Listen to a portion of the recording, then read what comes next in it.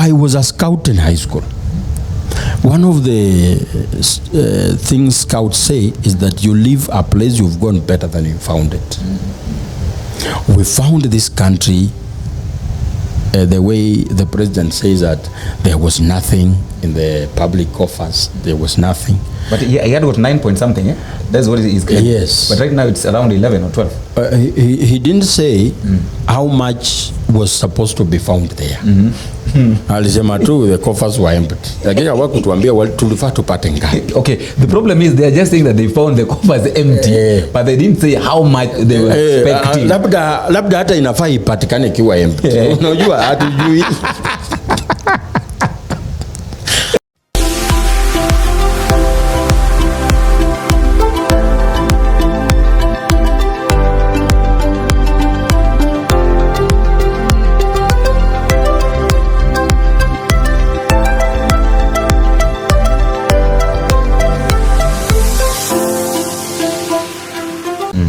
Can you open the debt register for us so that we know how much have we paid to who? How much money was borrowed by who? For which project? How much was used on the project earmarked because of the borrowing? We must tell the people that for the government to borrow, one reason that gives the government opportunity to borrow, one is to cover budget deficit. That we have a budget of 4.3 trillion. Our internal revenue streams amounts to 3 trillion. Now we are going to borrow 1 trillion. That we understand. 2, projects. That we need to do an expressway from Mombasa to Busia. It costs this amount of money, but we don't have, or we have this an amount of money. Now, for this project to be completed, we need to borrow some. And 3, to provide services that our internal revenue cannot. That we need to buy some things, provide this particular service to people. We need to provide this medical equipment, and we do not have money, so we are going to borrow. And this money that was borrowed was used on this project, so that Kenyans can understand that now we have paid 116 billion to Eurobond, and it was used to buy this, and we can actually see it. But we are paying a lot of money, but we do not know how that money was used. Who borrowed this money? And if this money was not used for the intended project, who used the money? If they are alive, they should be asked. People should not be made to carry the cross that they did not make. We are not supposed to be forced to clear the mess that is not of our own making. That's why we are saying one of the reasons of the broad-based government is to do a public debt audit. And it was one of the agenda. Of the 10. Yes, among the 10 the 10-point agenda. The public debt audit, which the president so passionately talked about. We have had somebody like Wanjigi, I told you the other day. He was on television with Yvonne Okwara, national television. And he said he had hired experts from government. They did an audit. They have everything. If the government is interested in knowing things, auditing their debt, Jimmy Wanjigi has the debt report in his cabinet, and he's only one phone call away. He can't refuse. Yes. If they really need help, why waste time? Why make it an agenda when we have somebody who has already solved the problem? Why don't you just call Wanjigi and say, hey, Jimmy, where are you? Can we please see your report and see how we go forward with it? So that the Kenyans can gain confidence that actually the debt we are paying served us in some way. Like the debt we are paying built classrooms in Baringo. The debt we are paying built a bridge in Nithi. The Nithi River has been killing people. The money they borrowed was not enough to build a bridge on a Nithi. It's killing people. Why should we be made to pay the debt? We understand that we are supposed to pay. But just like in our family, when you go home today and your wife tells you we have a debt in the shop of 500, you give her 500. Yeah. Then tomorrow she says, no, we tumekopa 500. You give. The third day you will be like, Mnakopa kila siku. Mnakopa kila siku. Kwani what is hii nyumba inatumia pesa ngapi? Na ni nini hiyo yenye haiko? Nimefanya shopping the other day. What are you borrowing? Ukiona explanation ya bibi haiendani, unaenda kwa mwenye duka. Unakaa chini unamwambia, no, can you give me ile record bibi yangu anakopanga nini? Sasa sisi tunataka hao wangwana watupatie hiyo record. Serikali imekuwa ikikopa nini? Kwa muda gani? Na imetumikaje? Ndio sisi kama Wakenya tulipe bila wasiwasi. Wakenya wako na pesa. Hata kama wanalia, wanajua vile wanajipanga. Hii Kenya ni Wakenya wako na pesa kiasi kwamba you can loot today 2 billion. Tomorrow the day before time like this, Kenyans have made another 2 billion to be looted. Then you loot another 2 billion. Again the following day, then time like this, then there is 2 billion to be looted. Then you loot another 2 billion. Kenyans are so hardworking. And we have no problem with paying. So we are hardworking, but we are working for the looters. Now, tuko tunachota maji na dustbin. Unaona hata ukichota kama dustbin ile iko pale. Iko na mashimo mingi. So Kenyans are so tired of trying to fetch water using a dustbin. And they are saying, hey, can we get a bucket, please, so that we can fill this thing? It's not that they do not want to fill, but they are saying, look, give us something that is facilitative. The other issue, according to the Auditor General, said the money meant for housing levy had been invested in treasury bills and bonds, which constitutes an illegality. Because now the taxpayer is being given the cost that should be accrued by the treasury. And here we are saying now, okay, as the Kenyan people, we can say, okay, how much have we collected so far? They say, for example, let's say 20 billion. 20 billion with an interest rate of 8%, let's say annually. It will accrue another 4 billion. 4 billion is enough money to do some project. It can build some houses. Why don't we say now, let us now stop the housing levy from working. We continue investing this money in the treasury bills and bonds and use the interest annually to build the houses and ease the burden from the people. Why do we invest money in the treasury bills and we are still collecting from the people? Those are questions we ask. Lakini tukiuliza hii maswali, ati huyu amelipwa na Wamunyoro. Mimi nimelipwa na Wamunyoro, wewe umelipwa na nani? Kwani Wamunyoro analipwa watu wangapi? Kwani huyu Wamunyoro ako na pesa ngapi? Kwani analipwa wangapi? So those are the questions we asking. We are not even saying ati tuko na ubaya na mtu. Hapana, hatuna ubaya na mtu. Hii nchi yetu. Lakini iko vitu lazima tuweke kwa meza.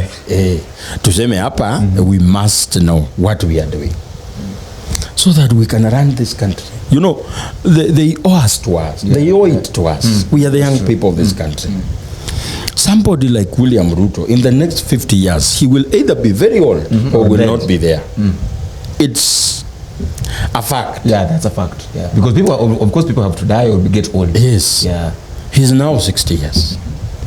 Someone who is 20 years will still be there. Yeah. If an accident doesn't happen. I was a scout in high school. One of the things scouts say is that you leave a place you've gone better than you found it. We found this country the way the president says that there was nothing in the public coffers. There was nothing. But he had got 9 point something, yeah? That's what he's claiming. Yes. But right now it's around 11 or 12. He didn't say how much was supposed to be found there. Alisema tu the coffers were empty. Lakini hawakutuambia tulifaa tupate ngapi. Okay, the problem is they are just saying that they found the coffers empty, but they didn't say how much they were expecting. Labda hata inafaa ipatikane ikiwa empty. Unajua hatujui. They did not tell us. Wanafaa wapate ngapi. Lakini wanalianga tu hatukupata kitu. But now we are saying, why don't we leave this country better than we found it? So that the children of our children can come and say, no, our grandfather did something. When your grandfather was hardworking and built some wealth, you could be enjoying it today. Yeah, that's true. Say, my father built a rental house in Kilgoris, and we are now scooping rent. That's why we can live in the city without struggling. Why don't we build a country that is facilitative to the lives of the people? Why are we so selfish? We are living in a country where someone affords to buy 1,000 acres, and the other one is wondering how to get rent for 3,000. Tell me, how genius is this one who is buying land of 8,000 acres? Where did he get the money? What kind of business does he have? To give, money is not a miracle. You need to do something to get money. Now, can you quantify, itemize this? For how long have you been working? How much have you been earning? Tell us how you've been spending. Now, you have money enough to buy 8,000 acres. Can you please enlighten us so that we understand where are we doing wrong? How are we wrongly managing our finances so that we can be rich like you? But when we ask such questions, we become enemies. You know, right now, if you hear that I have a V8 that which costs 13, 14 billion, you'll be like, where is this guy? I know this guy. Yeah. He has been working for the last 4 years. This is the estimated earning per month. 13 million. 13 million. I will need to sit down. Usiambie watu wengi. Niambie tu mimi. Nielewe. How did you get here? But these people that we are talking about, ukiwauliza hiyo swali, they don't answer. President Ruto has never answered a question yenye anaulizwa how much is your net worth. He has never answered. He has never. I remember one interview with, was it Ken Mijungu? He said, how much are you worth, Mr. President? I was like, I think you've been so good with your homework. I don't know why you skipped this one. I said, no, I just know, I am the only politician who gets to be asked that question. I don't know if when I was supporting Raila Odinga in 2007, I was never asked my net worth. And now that I want to run for president, you are asking. So your question is, are you trying to say that I am a peasant and I am not supposed to? He comes up with a lot of other stuff. He creates stories. A very humongous story out of nothing. So Ken Mijungu is now being defensive. He's like, no. I didn't mean that. And now the story shifts from now the net worth to defending him being a peasant or not. So he's defending being a peasant. Yes. It's completely out of the script. The reason why he doesn't answer that question is because he has a lot on his name and he cannot answer how he got it. Do you know the reason? Politicians are like drug lords. They know they cannot trust each other, but they can still do business together. They still conduct their businesses together. But they can't trust each other. Yes, they know. The reason why despite the fact that Raila Odinga cannot trust William Ruto, but they are able to still conduct businesses together, is because they have a common problem. That when that problem affects William, it directly affects Raila. So for them to cushion themselves against this problem is to stick together. And right now, when we say now, William Ruto, you must go. If we actualize that, that he goes, and Raila Odinga has not had a hand in William Ruto going, which means the government that will form the next Raila Odinga will not be anywhere close to knowing who is coming. That's a threat. Because this is a humongous businessman. For him to safeguard his interests, he needs a friendly person. Either a friendly person or someone who he can manipulate. He has something on him. When we elect you president today, it will give Raila Odinga a lot of headache because he doesn't know you. He has nothing on you.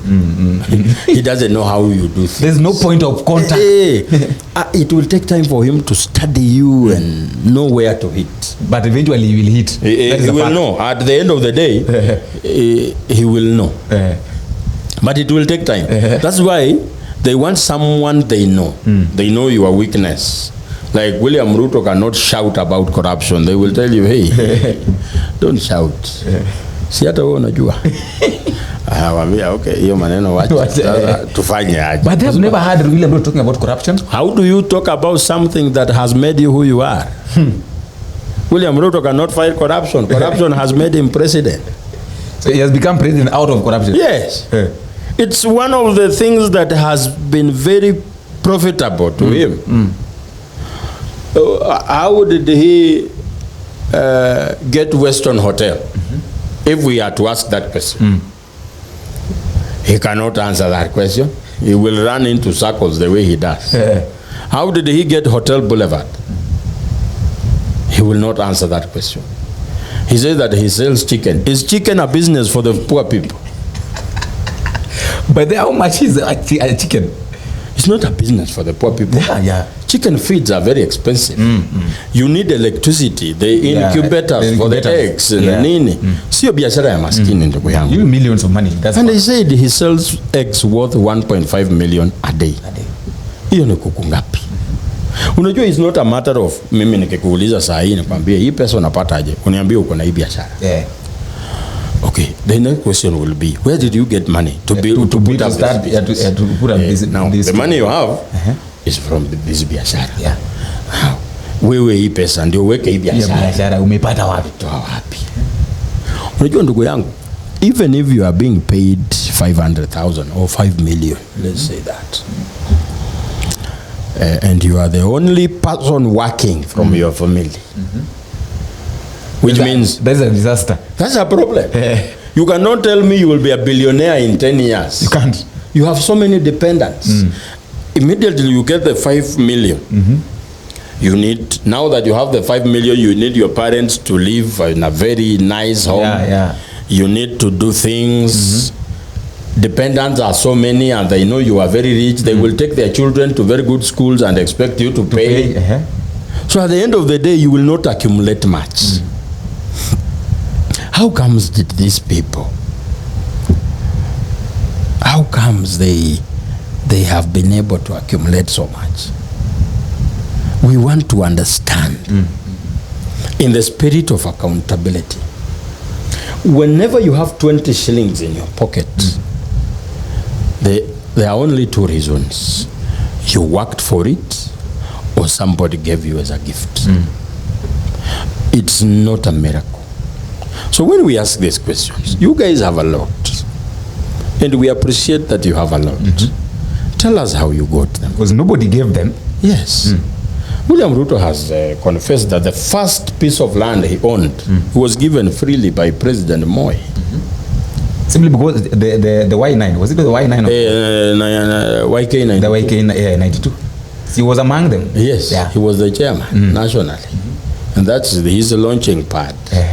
And he begins to go through a lot of chaos. Whenever he's around money, that money gets lost. So Ruto with the money, no, he has very sticky hands with money. You can't know that he's the one that have taken it. And he's a very good person at evading. You know, you can be really sure it's him, but proving it's him is usually a problem. You say you are sure ni yeye, lakini anakuuliza jameni, ndugu yangu, wewe unasema hii maneno haya, eleza vile unajua. That will be the problem. But you are so sure, huyu mtu kabisa ni yeye. Lakini anakuweka kwa trap sana ndugu yangu. Shida ni kuprove ni yeye. You know, in court you don't go with I know kabisa. Yeah, you go with evidence. Evidence kwa karatasi. Yes. And when you are not able to produce evidence, I think you are not going to get much. So hot air. That's hot air. That's how he gets off the hook. That's why, you know, in this country, when you are a very good thief, you get rewarded. A thief who steals and manages to get away with it. We had 6.5 billion worth of an edible oil scandal. There's a lady who was enormously mentioned in that scandal. Nilisikia alipewa kazi na Ruto, kazi kubwa sana. Yeah, she was given job. Why give someone who has been who has allegations of engaging themselves in a 6.5 billion scandal? You know, ukisikia ni 6.5 billion scandal, the person mwenye unajua, he's just a front page. Kuna watu nyuma. There are people that you don't mention. Same with Waiguru. Yes. The NYS scandal, and then she was given a position. Yes, she's a governor. Yeah, governor. Very close to power. Yeah. You know, they need such people. So that what you are told, you do it. Because people out there know you are involved in corruption here, NYS. Sai serikali ikiwasha hiyo moto, itawaka. So they need a smart thief. Yeah, you need a thief to work with. Unajua, kama umeajiriwa na kampuni, na una realize department yako ni ya watu 11 na wote wamepanga kuiba generator except you. Wamepanga kabisa generator ileo usiku itaenda potea. Alafu wanagundua wewe hauko kwa hiyo plan. Mambo ni ngapi? Ufutwe, watakufuta hawa. Hao wenyewe. Ama ukubali kuingia kwa hiyo ni. Kwanza ukikataa, they will never they will never trust you. They trust you because of your honesty. There is nobody that a thief is afraid of than an honest person. Naona hapana. Hata wakipanga kitu wakikuona wanabadilisha. Tuko tu. It's like two liars who are in love. Don't you think that can separate mistake? When you say the truth, that relationship is off. So they need thieves to be in government. When you are in government, this government, you are not a thief, you are in trouble. They will watafanya kitu mpaka wache hiyo kazi. Hii story ya Kahariri. Huyu mwanajeshi. The first job Kahariri was to do was to tell us how did Ogolla die. Ogolla was his predecessor. He came down in a chopper, which means Kahariri is not immune to the same. And Kahariri, for him to be safe and make sure that in this job I'm also safe, I cannot come down with the chopper, it was his duty to make sure he has investigated and understood what really happened. How did Ogolla die? A pilot expert, jet fighter pilot, died in a chopper. How? A person who has come to this rank, how can he come down? There are so many questions. And as the biggest beneficiary out of Ogola's death, Kahariri is the person who benefited most. Yeah, by the way, yeah, because he was given the position. He was given Ogola's job. Yeah, yeah. So for us to stop asking questions, he was supposed to tell us how Ogola died. And since he did not, he must never make noise and shout. Tukimwona tutakumbuka. You know, wewe ndio ulichukua kazi ya Ogola. Na haujashughulika kutuambia how. Yeah. The commission of inquiry, I think they formed something to look into the accident. It has never been, they've never discovered the death.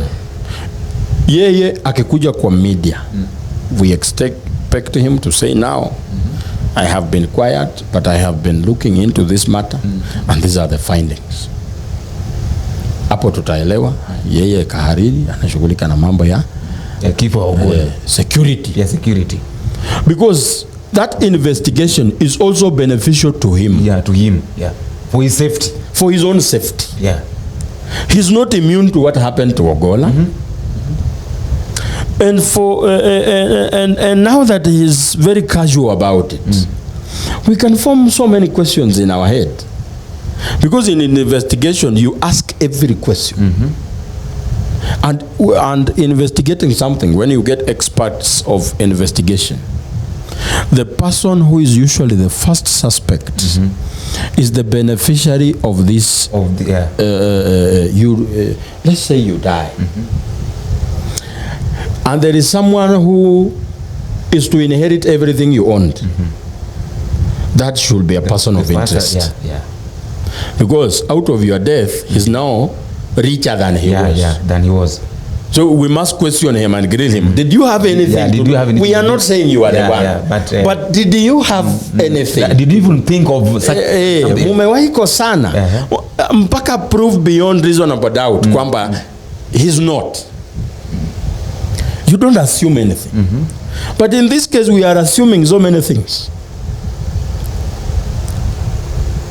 Wewe Kahariri, you took over from Ogola, who came down in a chopper. You were to lead the investigation. You did not. We are not saying you are you. It's you who did it. Did you have anything to do with it? Because you've never told us anything. Yes. Your silence is so deafening. We are really concerned. But we are not saying it's you. We are not saying.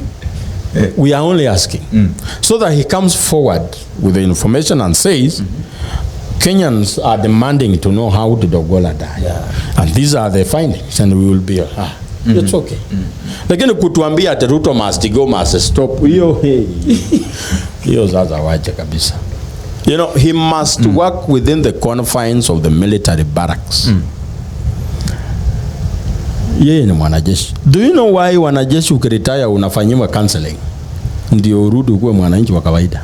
Because of the thing they go through. The nature of their job. Killing. You are like a wild animal. That's why they are given separate places to stay. Not associated with you. You are not with a civilians. Wako na their place to eat. You are not supposed to be seen kwa hoteli huku ukikula chapo madondo. Kuleni huko. You are like a wild animal. You are trained to destroy. So coming into the public and engaging in conversations that are provocative, you are not supposed to. That's why after you are retired, you are trained how to be a human being again. Now you are being turned into a human being. Yes. From an animal. Yes. From my understanding, Ogola is not Kahariri is not retired. Yeah, he's not. So he has not gone through the process of making him a complete human being. So he cannot really understand what we are doing. Mwanajeshi ni mtu amewekwa kama robot. Ni yes sir. Sisi huku nje we ask questions about everything. Ukiniambia nichukulie hiyo kikombe, nitataka kujua mbona sio wewe unaendea ni mimi. Nipeleke wapi? Bwana, ni nini unanizoea? This is how we live out here. But Kahariri wants to get into very murky waters of politics. He cannot manage. By Kahariri saying such things, I know there are people in the military with divergent opinion who feel like Ruto must go is okay. And by him saying that, since they cannot come out here and say Kariri was wrong, we are doing it on their behalf. On their behalf. Yes. Yeah. The military people who cannot condemn their general, we are doing it on their behalf. Because you will now get drifts in the military. Those who are like, oh boy, William Ruto must go haina shida. Yeah. Because it's a political conversation. There will be those who agree and those who don't. Yeah. So for him to avoid all this, let him abstain from political talk. We are seeing for the first time this Inspector General of Police in a rally. And being given a microphone to speak. My friend. Mambo ya ajabu. Sasa tukisema Ruto must go, sisi tuko na makosa. And you ask a simple, a very critical question that where did we end up here? How did we get here? We started getting to where we are in 2013. Kibaki, as bad as he was, alitutoa kwa msitu akatuweka kwa barabara. Economically. What matters is economics. Economics. This government that came in, I am privy to a very private conversation they had, William Ruto and Uhuru Kenyatta. They said, they came in and found people had their money. Yeah. You are not rich, but you have your own money. Have your own money. You don't care what other people are doing. You can pay. At least you can pay for your mama anaweza ngara, watoto wakule, we pia uulize kama hiyo chupa ni baridi ama ni moto. Hawa hawakutaka hivyo. Hawa ngwana walitaka watu wakuwe slaves.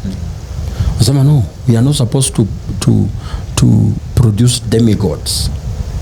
People should wewe utatoa watu wapi? They discarded the project that had made people financially self-reliant. Now they made people to be solely dependent on the government.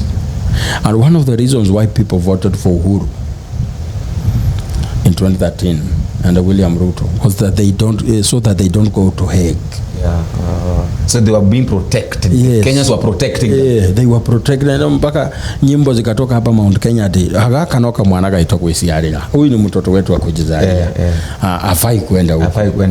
Ndio jina kamwana ikatoka. Kenyans got what they wanted after Uhuru Kenyatta being sworn in as president, because he didn't go to Hague. They achieved everything they wanted. I wonder what else did they expect Uhuru Kenyatta to do, because for him being a president, all the people wanted was that he asiende Hague. Wacha tumpe asiende Hague. Wakampatia. Akaanza kuingiza gari kwa msitu. 2017 we had a chance of salvaging things. Tukakuja na wembe ni ule. Uhuru Kenyatta akapigiwa tena. Problems where they started. But Uhuru Kenyatta, I think he's a little bit empathetic. He sat down in his office and said, hey, I have not done anything for the last 5 years. 5 years, yeah. Now I am here in my second and final term. With all this noise, I'm not going to do anything. He went to Raila Odinga and said, my brother, we can't go on like this. They had a handshake.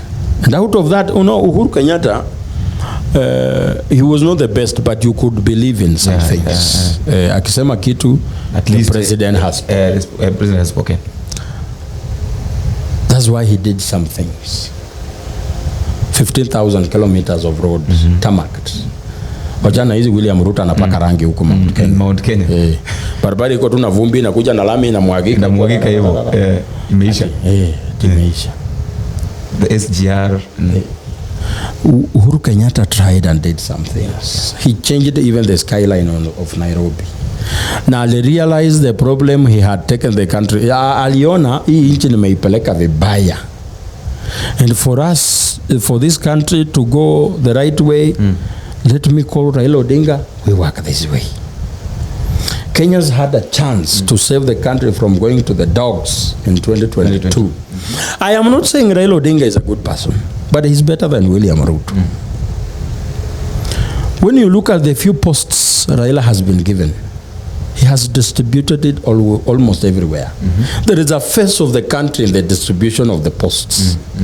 But the posts given to William Ruto are only in Rift Valley. Posts that had been given to Uhuru are only in Central.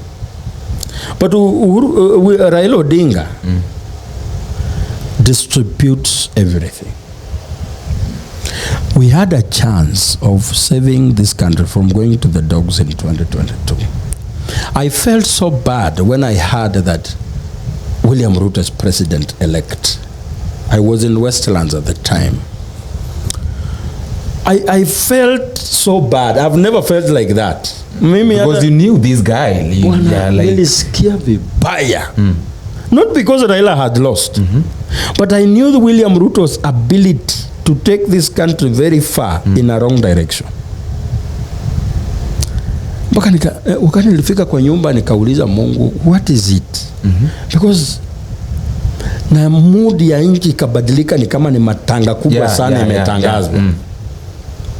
Nikauliza Mungu, mpaka my friends who are William Ruto supporters were like, hapana, tumesupport Ruto lakini. I remember it was in the evening. Yes, around 5. Yeah, around 5. I knew we had been messed big time. And when they were swearing him in Kasarani, I posted on my Facebook and said, Kenyans, because they had mobilized people from the villages to come and ululate and the club. I posted on my Facebook. When you go and look on my Facebook page on 13th September 2022, I said villagers are ululating. Villagers have filled the stadium to the brim, shouting and ululating, witnessing the release of locusts who are coming to devour our vegetation dry. I described Kenya Kwanza government as locusts. You know what locusts do. Yeah. Was I wrong? You're not. You are ahead of time. I was ahead of time. Today, I saw that post had been posted elsewhere. Somebody just took that post, put it on the Twitter. I knew William Ruto cannot be associated to anything towards the growth and prosperity of the country. No. Even in 2 years he's been president. Can you point to one thing and say, were it not for William, were it not for the efforts of President William, Kenyans wouldn't be enjoying this? Nothing. It is only that we wish we wouldn't elect him. Hey, some people are so ashamed. They are like, everybody saying I didn't vote for him. So where did he get the votes? Where did he get the votes, by the way? Mimi sikupigia Ruto. Mimi sikumpigia, nani alipigia? Those are the questions. And I am saying we have a chance in 2027, the final one. If after 2027 we end up with William Ruto still as president, it will be worse than it is. Because mutamwambia nini? Hakuna. With the Ruto must go, with the Gen Z bado amerudi. Mutamwambia nini? Na watu watakumbuka hii interview nikiwaambia, mutamwambia nini? So before you wind up, can you dissect these 5 days tour of William Ruto? What is it? What are these guys going to benefit? William Ruto is like a man who broke up with his girlfriend and was very arrogant in the beginning of the breakup, and thought he will just get another girlfriend and life will continue. Then this man went and found another girlfriend. But he has realized there are things the previous girlfriend used to do that this one is not. So he's back to the previous girlfriend. You know, when you go to the person you broke up with, you need to prove that you are better than you were when you were beginning the relationship. Prove that you've changed. You've changed. William Ruto is now simping in the DM of Mount Kenya. Trying to defend himself. Everything. Mwambia mimi vile tulianza unakumbuka. But this girl Mount Kenya is looking at this guy and like, no, you are just doing the same things that made us break up. You've not changed. You've not changed. That's just the same.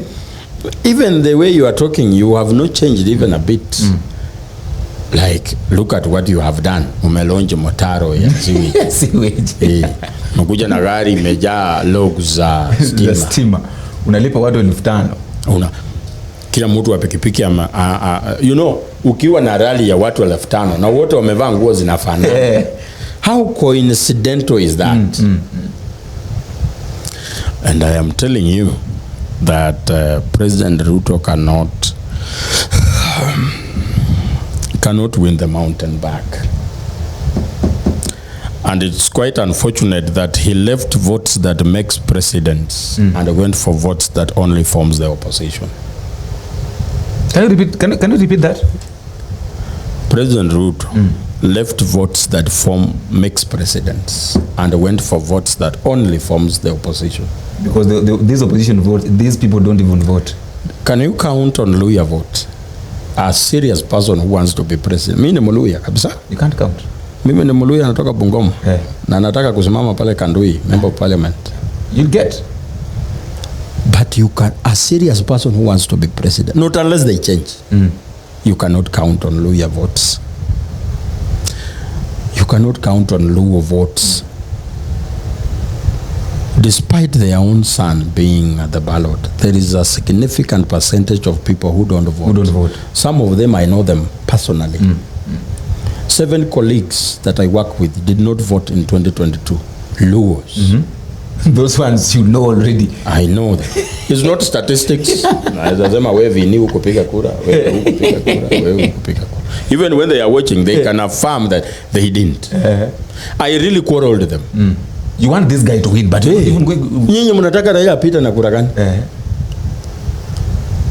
William Ruto, before the election, he left the political class and went to the people. Spoke the language that resonated with the people. Built hope in the people that this time around is about us and what matters to us. Immediately after election, he left the people, went back to the political class. The people he called the dynasties. The people he said they have no plan, no agenda. The people he said they do not understand the damage they are doing to the economy and to the people of Kenya with the taxes they are adding every day. He went back to the people who said they had formed a mongrel of governance that the Kenyan people did not understand. Where is the government? Is it in opposition or the opposition is in government? He has gone back. So in other words, before the election, William Ruto brought hope to Kenyans. Yes. And then after the elections, he took the hope back with him. He took hope with it. And people were like, okay. So, and I like the people of Mount Kenya. They don't shout at you, but you can see the indifference. Wanakuangalia tu. Nasikia kule Mount Kenya kuna watu wamevaa maleso ya Wakikuyu, lakini si Waluya wako huko wamevalishwa maleso, wako wana dance tu kwa sababu at the end of the day kuna thao mbili. Kuna thao mbili. Sasa wewe unaenda tu. Because kuna pesa. This business. To the people of Mount Kenya, it's a business time. It's business time, yeah. And we know them with business. Yes. Haga no besa makuta. Yoto rali ya kolea. To them, it's harvesting time. Yeah. Ili ujue President Ruto lost the mountain. Si Ruku, Geoffrey Ruku ni MP wa Mbeere North. Yeah. Amekuwa appointed kama minister. We shall have a by-election. If a UDA person wins, tutasema the mountain is still with William. For him to know that the mountain went, tutaonea pale Mbeere. Si yeye tulionea kule Kwale, kulikuwa na by-election ya MCA. Yeah. Mtu wa UDA akashinda ODM. That's when people started saying na huyu William anaweza enda na hiki tu. Si tutarudia pale Mbeere. Akiwin, yeye ni mwanaume. Your last statement as you wonder. My last statement. I want to urge the young people to be very responsible. And it's their future at stake. The people who are in government and they are older have built generational wealth. What is at stake today is what will happen in 30 years to come, when the young people of today will be old to be parents and grandparents. It is their duty to make sure that when that time comes, Kenya will be better than it is today. And we can only achieve that by massive registering as voters. Now, when we register as voters on the voting day, we shall have our candidate. Let us make sure that no vote goes to waste. Let us give the people who are planning to rig a very hard time. Let us make sure that we salvage our future. It is now or never. It is about draining the swamp. I told you we should make Kenya great again, the way Trump says. Because when I was growing up, being a politician commanded respect. People respected them. Today, being a politician means you are a thief.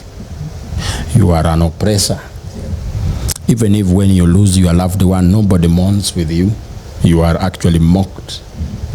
Not because the people have, it's a bad thing to do, but that is the only closest way the people have to revenging to the torment they are receiving from the political class. And we can only change that by draining this swamp and electing new people. People who have the ambition to work for the country. If we fail in 2027, we will have betrayed the purpose our generation was given. The likes of Raila Odinga vote for multipartyism. They achieved it. They wameikulia. Yeah. The Jaramogis vote for independence. They achieved it. It's our time to vote, to fight for economic independence. It's what is at stake now. And that we must achieve. So every young man out there, this is your message. Tell a friend to make sure that you have your ID and register as a voter. Once IEBC is constituted, labda watia gas line za kuregister kama ID. I'll be walking around the country myself on a sensitization campaign to talk about public debt, how we can be economically self-reliant as the young people, and how we should be ready for the election. And we can only be ready using the IDs. I will be all over the country myself. So wale mnanionanga tu kwa screen, you will have a chance to interact with me one-on-one. Thank you very much. Maybe someone wants to reach you out. How your social media and all that? Sina social media mingi. Labda sasa nianze kujenga nimeona. But we will build that. We will build that. Yeah. Niko na TikTok inaitwa Joakim 756. YouTube sina. Niko na Facebook. Joakim Wabuhe. Okay. So anybody who wants to reach me right now, those are the easiest ways of reaching me. Okay. And my number is all over. Now there is something that there's a point that I've gotten from you from your last statement. Yes. That and I think I can reframe it this way, that no one sleeps in a grass thatched house and then at night dreams that he is living in a bungalow and then wakes up in a bungalow? No. You will dream, and in the morning, you will wake up in a grass-thatched house. It is, wanasema, we have a chance to choose between continue to sleep and enjoying our dreams, or wake up and chase our dreams. And remember, if you don't chase your dreams, another man will employ you to chase theirs. That is a very serious and a very sensitive message, and it is upon you now. If you are a young man that is watching this, you don't have ID, you don't have, please let us go out. Let us work on how we can change the country. A lot of people have volunteered. People like Joachim have decided to volunteer to make sure that we have a better country. A country that is, let us take this country back to us from this raw government, from these people who depends only, or maybe who think that they're the only people who needs to be heard. We also need to be heard because we have a voice. This is our country and we have to protect it, whatever come may. That is all we have for today, and until we meet again in the next video, if it is possible, I have been your host, Beneficiaries. Bye bye.